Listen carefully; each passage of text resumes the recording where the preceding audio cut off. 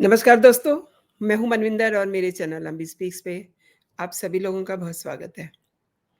मंगलवार को जब सोनिया गांधी भारतीय संसद के नए भवन के पहले सत्र में अपना नोट पढ़ रही थी, ऑब्वियसली महिला आरक्षण को लेकर के उनका कहना था कि इसके लिए परिसीमन की ज़रूरत नहीं है और इसे अभी लागू किया जाए। तो ये कह कर के उन्होंने कई सारे सवालों को जन्म दे दिया क्योंकि भारतीय जनता पार्टी पिछले 3 टर्म से जब भी वो टिकट अलॉट करती हैं, तो वो ऑलमोस्ट जो उनका टिकट देने का नज़रिया होता है ना, वो 30% आरक्षण को देख कर के ही होता है। तो सोनिया जी से मैं ये पूछना चाहती हूँ कि उन्होंने क्या इसको अपनी पार्टी में लागू किया कांग्रेस में? वो चाहें हालाँकि ये बिल पास हो चुका है, लेकिन इसे इम्प्लीमेंटेशन जो है इसका 2029 में होगा यानी कि 2029 में, लेकिन वो चाहते हैं कि इसे अभी लागू किया जाए। अब आज इसी पे बात करते हैं। जो दल ये कह रहे हैं कि आरक्षण को इसी लोकसभा अ, आगामी जो लोकसभा चुनाव है, उससे पहले लागू कर दिया जाए। तो वो दल आज़ाद हैं।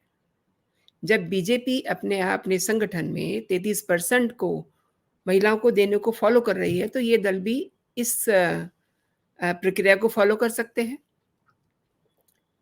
इससे भी अगर हर दल अपने यहाँ 33% को फ़ॉलो करता है, तो ऑब्वियसली महिलाओं की भागीदारी बढ़ेगी ना सत्ता में।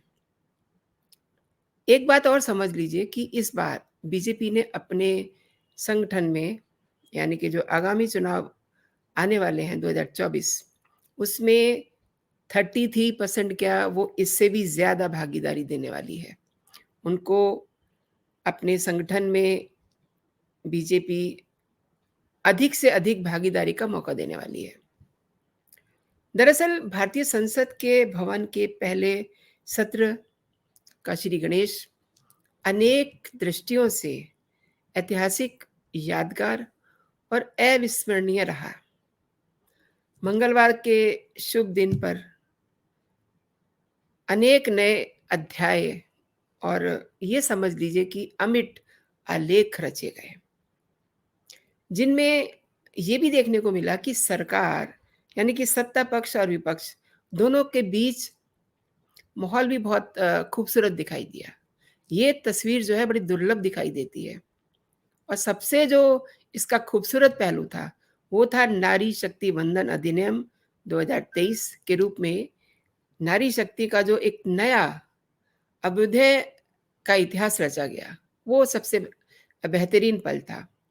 ये सुन कर के, ये देख कर के बहुत अच्छा लगा कि सभी नेताओं ने पार्टी लाइनों से ऊपर उठ कर के बाबा साहब अम्बेडकर, पंडित जवाहरलाल नेहरू, राजेंद्र प्रसाद जी, अटल बिहारी वाजपेयी जी जैसे कहिए सभी महान भारत को बनाने में जिनका योगदान रहा, उनको याद किया। और हर राजनीतिक दल महिला उत्थान, उनके विकास के लिए संस्थानों में संतुलित महिला प्रतिनिधित्व के लंबे-चौड़े दावे करते रहे हैं और वादे भी, लेकिन जब समय आया, तो महिलाओं को उनका हक देने में अनेक किंतु-परंतु सामने आते रहे। और पिछले लोकसभा चुनाव में 82 महिला सांसद चुन कर के आईं। अब आप ये देखिए कि जब से देश आज़ाद हुआ, जब से चुनावी प्रक्रिया शुरू हुई, तब से ये संख्या सबसे अधिक रही थी। अब इसमें 100 महिलाएँ और भी शामिल हो सकती हैं, यानी कि 181 का टारगेट है अगर हम बिल की बात करें तो। लेकिन सभी को इंतज़ार है आरक्षण का। क्यों? क्यों इंतज़ार रहा आरक्षण का? क्यों इससे पहले लोगों को नहीं लगा कि हमें महिलाओं को स्थान देना चाहिए? ये बात तो बहुत पुरानी है ना। करीब 2 दशक से भी ज़्यादा पुरानी है ये बात, जिस पे हमेशा बात होती रही, लेकिन इस पे इम्प्लीमेंटेशन इसका नहीं हुआ। मंगलवार को सोनिया ने कहा कि इमीडिएटली आरक्षण चाहिए और उनकी पार्टी, कांग्रेस पार्टी, इसका समर्थन भी करती है।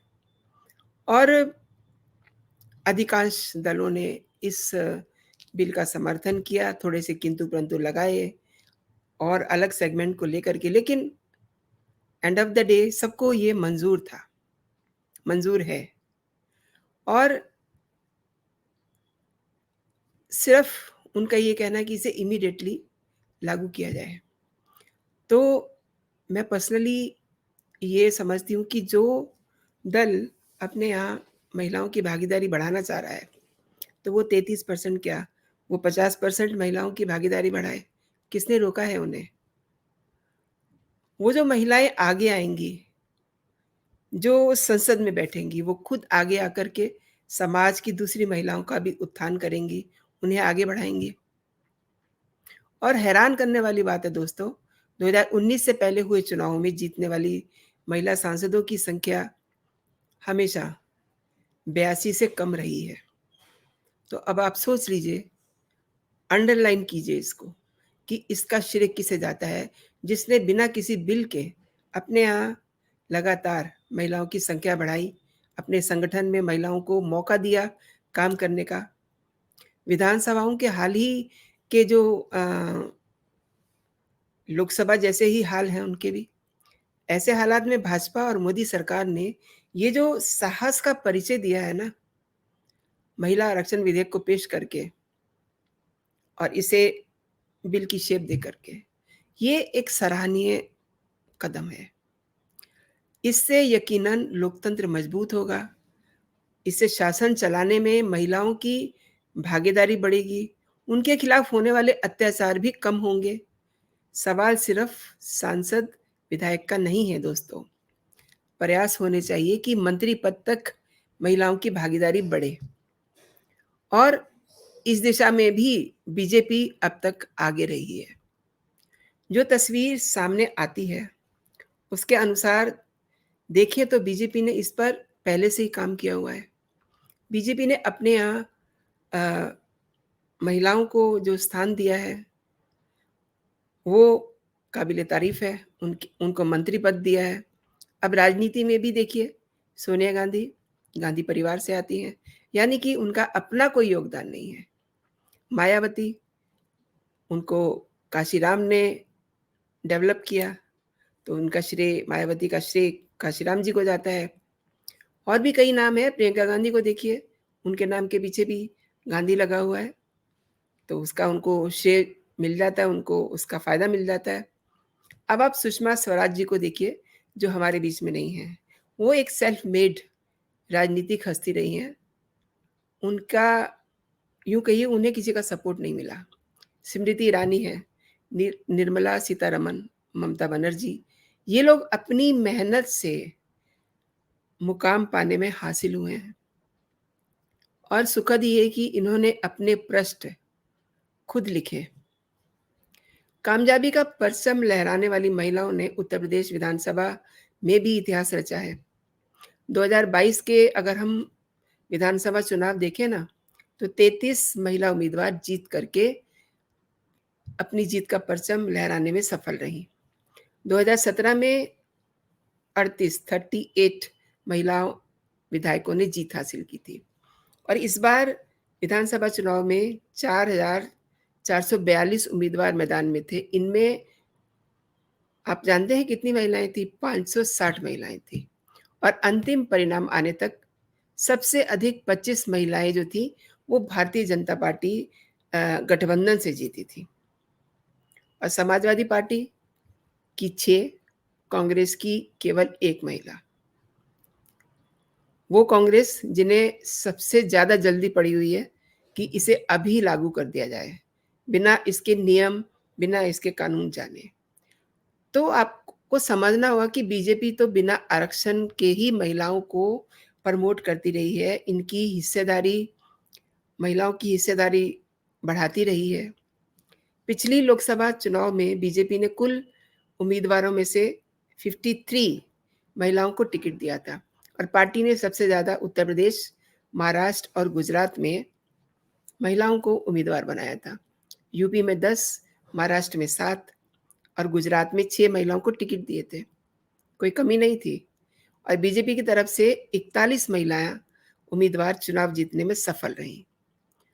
खास बात यह है कि बीजेपी ने अपने संकल्प पत्र में संसद और विधानसभाओं में महिलाओं की भागीदारी बढ़ाने के लिए यानी कि 33% का आरक्षण का वादा जो है बड़ी प्रमुखता से किया था। इससे पहले 2014 में 428 सीटों पे उन्होंने अपने उम्मीदवार उतारे थे और उस समय 38 महिलाओं को टिकट दिया था। वहीं कांग्रेस की भी मैं आपको स्थिति बताती हूँ।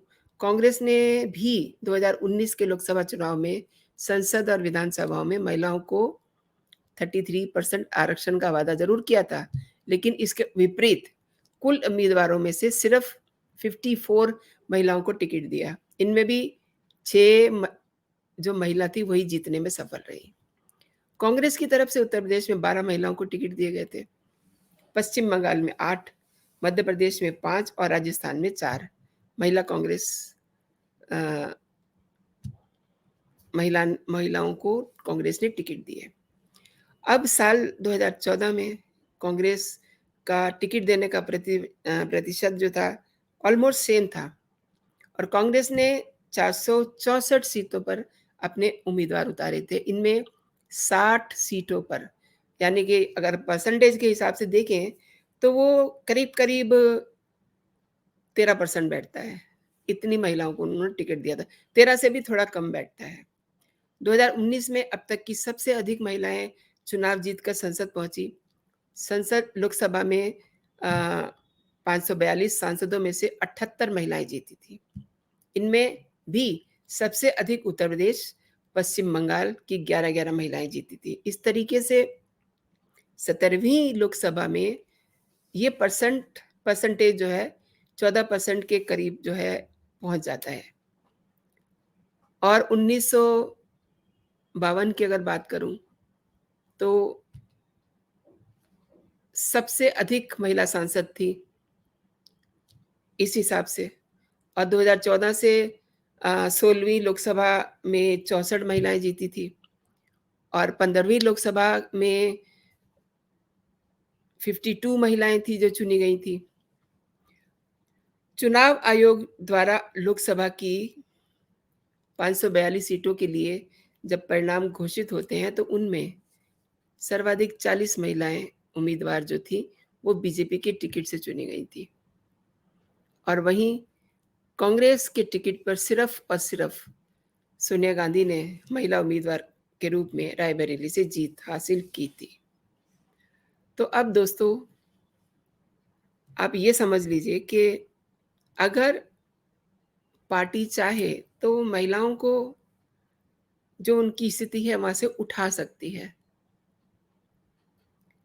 और वो अगर चाहे, मैं ये बात इसलिए कर रही हूँ क्योंकि सोनिया गांधी ने ये बहुत अंडरलाइन करके बात कही थी कि इस बिल को अभी लागू कर दीजिए पास होने के बाद।